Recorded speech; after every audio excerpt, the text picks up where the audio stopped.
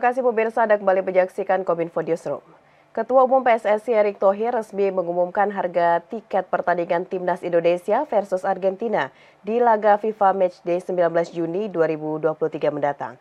Erick menyebut penjualan tiket yang akan dilakukan sebanyak 60.000 lembar tiket. PSSI resmi mengumumkan harga tiket pertandingan laga Indonesia kontra Argentina pada kemarin sore. Pertandingan FIFA Matchday akan digelar di Stadion Utama Gelora Bung Karno, Jakarta pada 19 Juni mendatang. Konferensi dibuka langsung oleh Ketua Umum PSSI Erick Thohir yang didampingi oleh Arya Sinulinga dan Wakil Ketua Umum PSSI. Adapun penjualan tiket akan dimulai pada 5 Juni 2023 khusus bagi pemegang kartu BRI. Sementara untuk masyarakat umum pembelian dibuka pada 6 dan 7 Juni 2023 dengan semua metode pembayaran. Dan untuk pembelian tiket, masyarakat bisa membelinya di website resmi PSSI dan juga tiket.com. Terkait jumlah tiket Indonesia versus Argentina, Erick Thohir mengatakan hanya menjual total 60.000 tiket, jumlah yang lebih sedikit dari kapasitas Stadion Gelora Bung Karno. Sementara itu, untuk kick-off pertandingannya akan dimulai pukul 19.30 waktu Indonesia Barat. Tentu ada beberapa hal yang memang kita jaga. Satu, kapasitasnya biar seimbang. Ya, ini juga menjaga keamanan, tetapi tentu kan ada pihak-pihak sponsor yang sudah mempunyai kuota tiket. Ini yang kita jaga juga, ya. Belum lagi nanti kita harapkan juga pada bersamaan ini juga beberapa tokoh sepak bola internasional, beberapa kepengurusan negara Asia Tenggara, Asia, dan bahkan dunia kita mengundang juga supaya melihat bagaimana sebenarnya fasilitas di Indonesia tidak kalah. Karena kemarin waktu tim Argentina datang ke sini, ya, mereka sangat-sangat terkejut dengan infrastruktur yang kita miliki, baik lapangan, tempat latihan, hotel, infrastruktur hotel, airport dan lain-lainnya. Jadi ini yang kadang-kadang juga kita ingin menunjukkan ke beberapa negara yang mungkin belum pernah ke Indonesia, kita ini negara yang kuat dalam membangun sepak bola, baik di kultural tetapi juga di infrastruktur.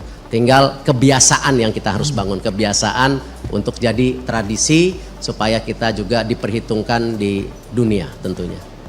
Sedangkan harga tiket pertandingan sepak bola Indonesia versus Argentina dibagi menjadi 4 kategori. Kategori 3 sebesar Rp600.000, kategori 2 sebesar Rp1.200.000, kategori 1 sebesar Rp2.500.000, dan untuk VIP Barat dan Timur sebesar Rp4.250.000. Harga tiket tersebut sudah termasuk dan layanan selama pertandingan berlangsung. Erick Thohir mengatakan penentuan harga tiket telah melalui riset daya beli masyarakat.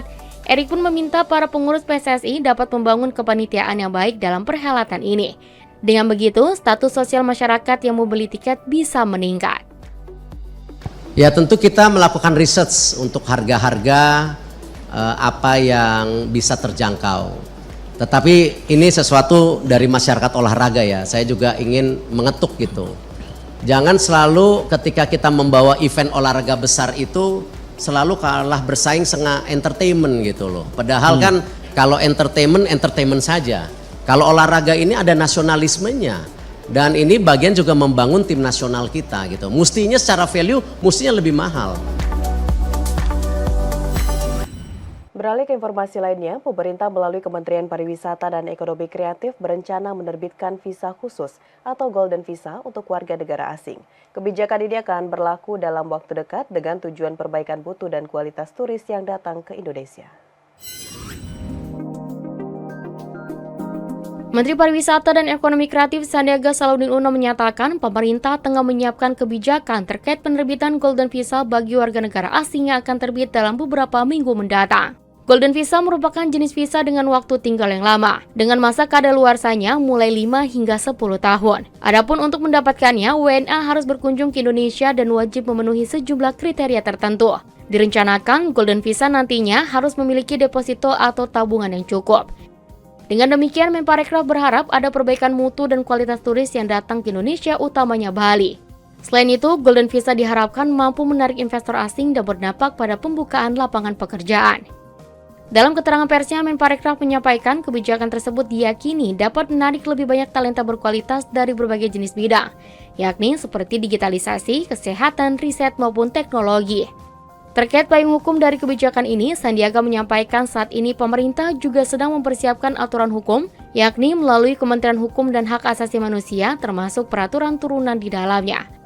Pemegang Golden Visa dapat menikmati manfaat eksklusif seperti prosedur dan persyaratan permohonan visa dan urusan imigrasi lebih mudah dan cepat, mobilitas dengan multiple entries, jangka waktu tinggal lebih lama, dan hak untuk memiliki aset di dalam negara, serta menjadi jalur fast track untuk pengajuan kewarganegaraan. Kita harapkan Golden Visa ini yang nanti jangka waktunya 5-10 tahun menjadi game changer, menjadi sesuatu yang berbeda dan akan membawa lebih banyak juga wisatawan, baik yang disebut digital nomad maupun juga yang berkaitan dengan digital entrepreneur yang akan berinvestasi di Indonesia. Oleh karena itu semuanya akan mempersiapkan dan segera akan diumumkan oleh pemerintah. Di kesempatan yang sama, guna menekan inflasi dari tingginya harga tiket pesawat melalui berbagai strategi, Menteri Pariwisata dan Ekonomi Kreatif Sandiaga Salahuddin Uno akan menerapkan blok seat bagi yang akan membeli kursi pesawat dengan kuota tertentu.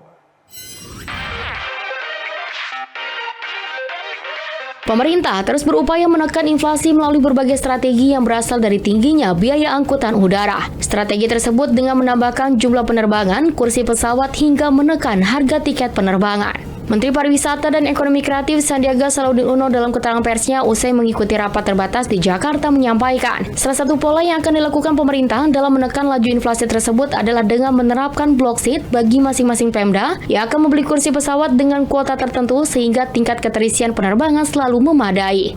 Adapun upaya block seat tersebut sebelumnya telah dicoba di Wakatobi, Sulawesi Tenggara dan akan dikembangkan di destinasi-destinasi lain. Sandiaga juga menyampaikan terdapat upaya lainnya yang bisa diterapkan dalam menurunkan biaya transportasi udara, yakni dengan mendorong pola promosi yang lebih awal untuk memberikan diskon sekitar 40% dari 20% tiket yang tidak terjual.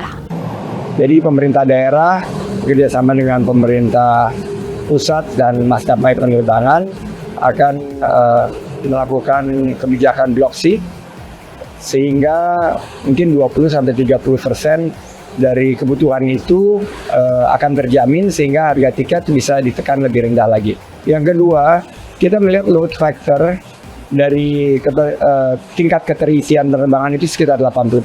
Berarti ada 20% yang tiket yang tidak terjual. Maka oleh karena itu kita akan mendorong pola promosi yang lebih awal untuk memberikan diskon sekitar 40% dari 20% tiket yang tidak terjual. Kita harapkan ini akan menurunkan tiket pesawat secara keseluruhan mungkin di level antara 8-10%.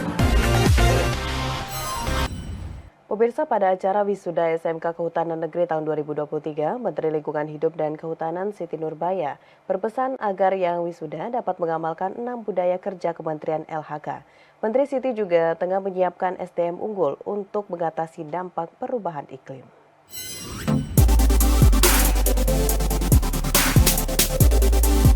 Menteri Lingkungan Hidup dan Kehutanan Siti Nurbaya ketika memberikan sambutannya pada acara wisuda SMK Kehutanan Negeri tahun 2023, Selasa 30 Mei 2023 menyebutkan, salah satu upaya dilakukan Kementerian LHK dalam mengatasi dampak perubahan iklim yang terjadi saat ini, yakni mempersiapkan sumber daya manusia yang unggul. Hal tersebut dibuktikan dengan diwisudanya sebanyak 472 orang putra-putri SMK Kehutanan Negeri yang sebelumnya telah dibentuk memiliki daya saing nasional dan internasional. Siti Nurbaya juga berpesan wisudawan dapat mengamalkan 6 budaya kerja Kementerian LHK, yakni disiplin, jujur, ikhlas, profesional, tanggung jawab, dan bekerja sama. Menteri Siti menyebutkan selain menyiapkan SDM unggul untuk mengatasi dampak perubahan iklim, KLHK juga melakukan mitigasi dan adaptasi iklim melalui pengendalian emisi gas rumah kaca. Hingga saat ini, Indonesia sangat konsisten dalam menjalankan penurunan emisi gas rumah kaca.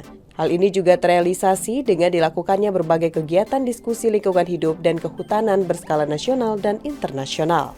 Pelibatan generasi muda dalam hal ini sangatlah penting.